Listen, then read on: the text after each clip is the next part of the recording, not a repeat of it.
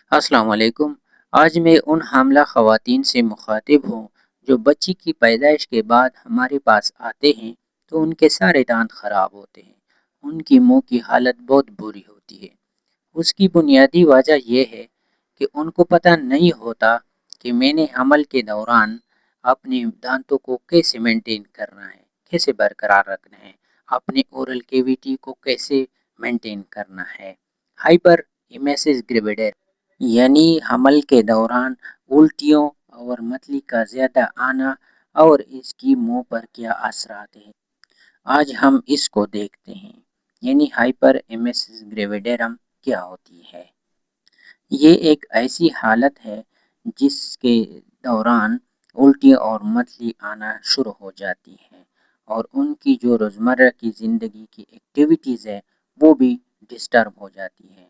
نہ وہ کچھ کھا سکتی ہے، نہ وہ پی سکتی ہے، جو بھی کچھ کھاتی ہے وہ پیتی ہے، وہ ڈائریکٹ ان سے الٹی وغیرہ آنا شروع ہو جاتی ہے۔ یہ تقریباً اینولی 3% حمل خواتین کو افیکٹ کرتی ہے۔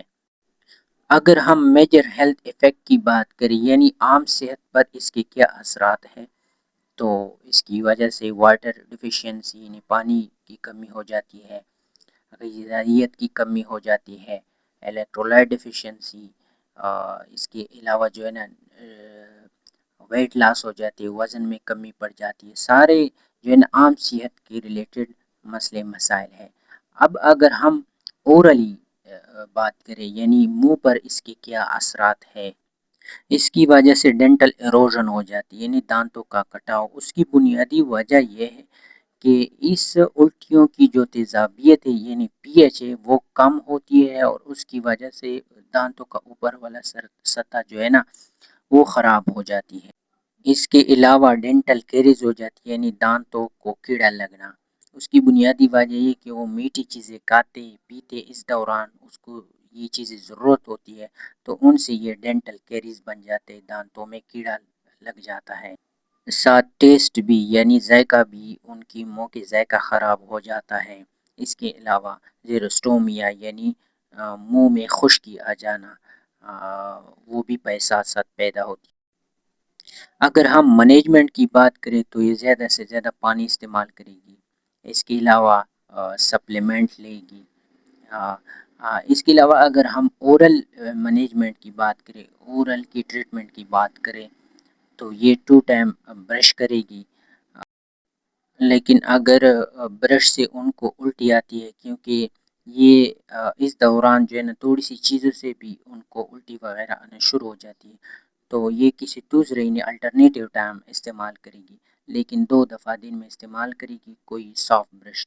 لیکن جو سب سے ضروری چیز ہے اور سب سے اہم بات ہے وہ یہ ہے کہ الٹیوں کے 1 گھنٹے کے اندر یعنی جس ٹائم ان کو الٹی آتی ہے تو اسی دوران اسی کے بعد 1 گھنٹے کے اندر انہوں نے کوئی برش نہیں کرنا ہے۔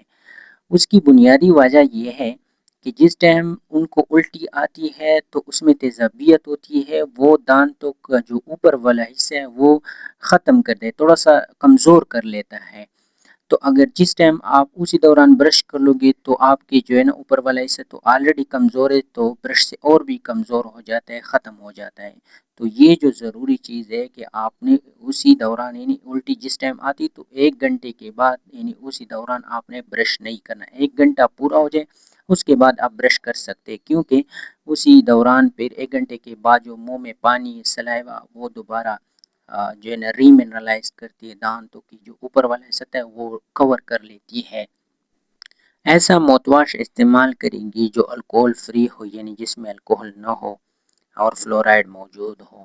ٹوتھ پیسٹ کے ساتھ جو برش ہوگی وہ صاف برش استعمال کریں۔ یہ کچھ چیزیں جو کہ ضروری ہے، بعد میں آپ سینسیٹیوٹی نے ٹھنڈا گرم کا لگ جانا ایسے مسئلوں سے پھر آپ بچ سکتے ہیں، ورنہ آپ کو بعد میں سینسیٹیوٹی ہو سکتی ہے۔